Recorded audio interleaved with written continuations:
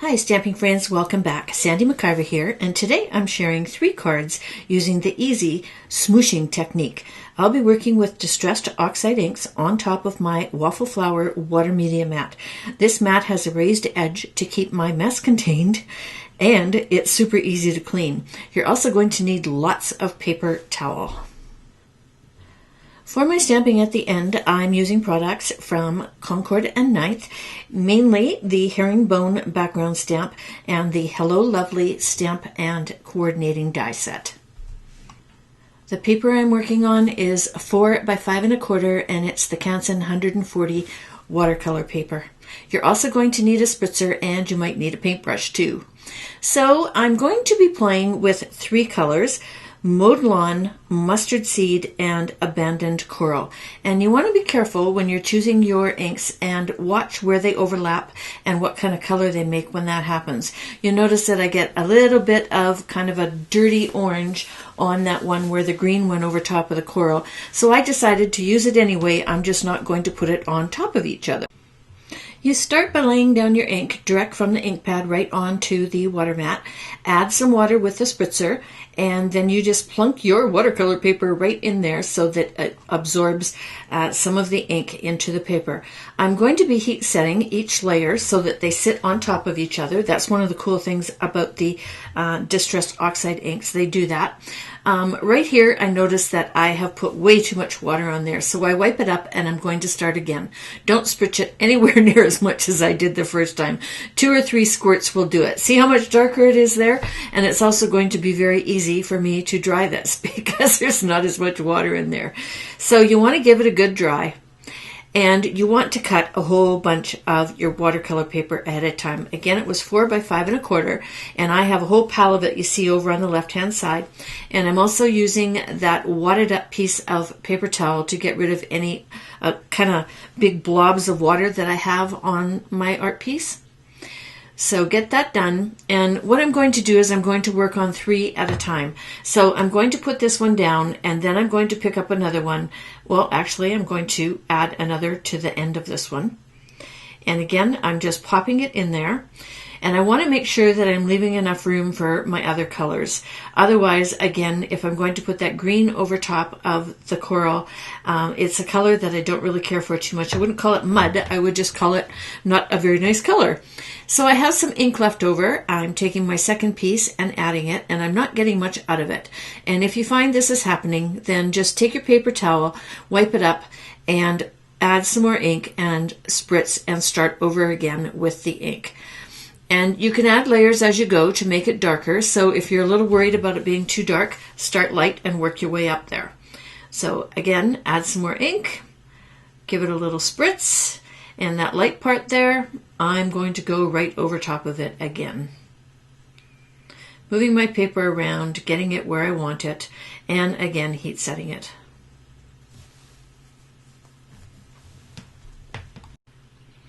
And this is my third panel, so I'm popping it in there, giving the paper a good rub, trying to get it exactly where I want it.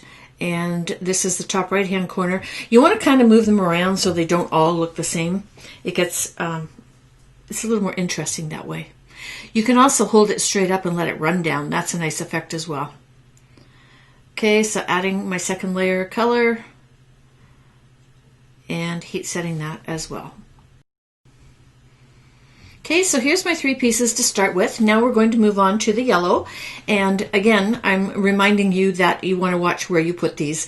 You want to be, the yellow goes well with the coral, so you can bump it right up beside it. And it just makes a brighter coral if they overlap each other. So, which I'm doing. And I'm speeding this up a little bit. So it doesn't take that long to dry it. And then pop it in on the other side and just get some nice texture going on.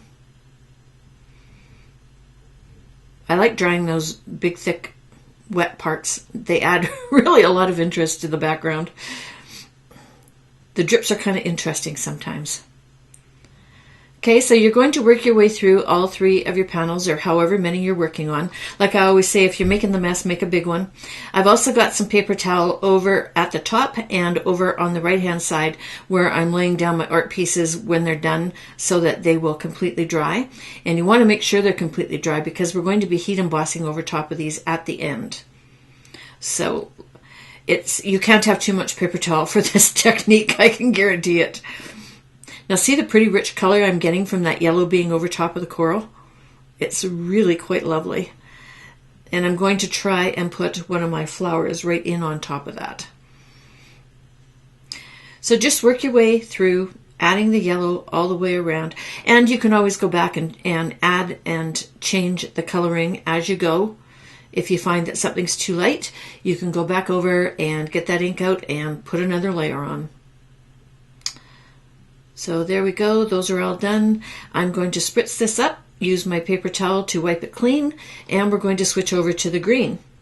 Again, this is Mowed Lawn, and I'm going to be using quite a bit of this, so I do 3 strips through with the ink pad, and there's a little bit too much water on there, so I'm dipping that into my paper towel to get rid of some of the puddles. The heat setting in between is really important, otherwise the colors are going to run together and they're going to get quite muted. I don't want to say muddy because Lydia will give me up for that. But they do the colors muddy, and some of them are not that pleasant. I really don't like the green and the coral together, as I stated. But you'll see in card number 3 where I do a vellum overlay. That's where you can hide the one that if you happen to get some green over top of your coral, don't throw it out. You can still use it. Just put a little overlay over top of it. So there's my first one finished. And I don't think I've got enough green on there to make a difference, but I'm trying. So let's get some more green going. Get the ink pad out. Put some down on your media mat. And get rid of the puddle. And so there's the one that overlapped on me. And I did get that funny color up in the top left-hand corner. I'm just not going to worry about it. There are so many things that you can put over top of it, and the rest of the piece is going to end up quite pretty. I also don't mind white spots. Some people really don't like them, and that's why they use the paintbrush. And you see here, I'm going to move some of it around with a paintbrush just to explain that to you. But the white in the background is always a good place to put a sentiment because it pops a little bit more. I think it adds a little bit of interest to the smooching technique. So I don't always try and cover the entire thing. I like to leave a few white spots showing. Next, I'm going to do the stamping, and you're going to need your MISTI for this. The watercolor paper is lumpy, as you know, with many watercolor papers, so you're going to need to stamp your image a couple of times. I do 3 to make sure that you get a good solid take on the outline stamp. So again, you want to make sure that your watercolor paper is really dry so that you don't get your embossing powder sticking where you don't want it. And I am going to do a double stamp with this and show you the first card with the flower at both ends. And I'm going to show you how you can put it into your MISTI and move your paper instead of your stamp.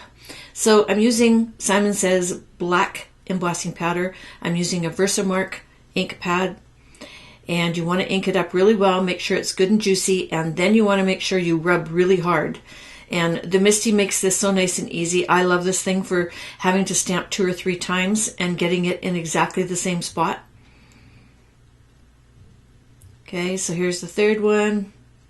And what I'm doing is I'm stamping on kind of half of the paper, but I'm doing it on an angle. Covering it with the black embossing powder, and then I'm going to heat set it. And that takes a couple of minutes, although we are a little bit sped up. So it won't take too long. And again, with embossing powder, you know that when it's shiny, it's cooked. You don't want to overcook it. You'll get a nice brown mark on your paper.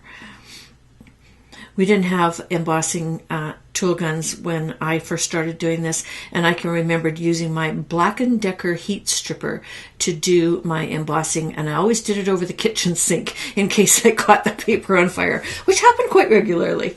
Okay, so here you go with the second one. You can angle your paper back in there and keep your finger in between the lid and your card so that you don't go right down and transfer any of that Versamark, and Just wiggle it around until you get it exactly where you want it for the second stamping. Use your embossing pad to get rid of any fingerprints. And again, I am going to ink this up 3 times and stamp it 3 times to make sure that I get it into all the little grooves and crannies of that watercolor paper. This 140 pound is quite thick, which I like for cards, but you do have to really press when you're doing any stamping on it. So the same thing for black ink, I stamped that 3 times as well. So again, I'm going to heat emboss this, and we're going to move on. To finish this card, you want to use really strong adhesive. I'm using 1/4 inch score tape because it is extremely strong, and I'm putting 3 strips each way. Sorry about my camera, it doesn't have enough to look at right now. It needs to focus on some color, and there's too much weight going on in there. Anyway, I do 3 each way, and this stuff is super easy to add and super easy to tear, and it's also just really nice and strong. And I'm going to place this on the center of my top folding card base, and it's Nina 110 pound Solar White. And just see that little black strip there? Well, I had my Misty out. I stamped a whole bunch of the sentiments from the set. That one's a big hello. And so I embossed that in white for the card. And I'm just going to trim off the ends with my scissors and add a couple of pieces of the foam squares just to pop it up a tiny little bit on the card. I want this card to basically be nice and flat, and I don't want to add a whole bunch over top of this. It's already beautiful with the colors behind it and that beautiful stamped image. And a little bit of bling. You'll notice on the stamped image there's already some splatter, but I wanted a few larger pieces of black just to pull the sentiment in, and so I added 5 black sequins to this, and I used my Studio Acacia wand to do that. So here's the 3 cards finished. The center card is the one I just showed you how to make. The one on the right, I only did the stamping once in the top left-hand corner, and then I did the lovely sentiment from the stamp set down in the bottom right-hand corner and did the same hello for the sentiment there. For the third card, I silver embossed the herringbone background stamp onto the art piece, and also silver embossed the Hello Lovely onto a piece of vellum, and then I die cut it out with the coordinating dies that you see right there in my hot little hand, and I glued it down onto the art piece. Then I die cut the Lovely in black, and I'm using the same hello again, and attach those all together. So that's a good way to hide that funny little brown spot if you're not really happy with it. Everything I used today is linked below. There's also a link to my blog where you can get the supply list. And I hope you enjoyed today's projects. If you did, please consider giving me a thumbs up. And until next time, toodles.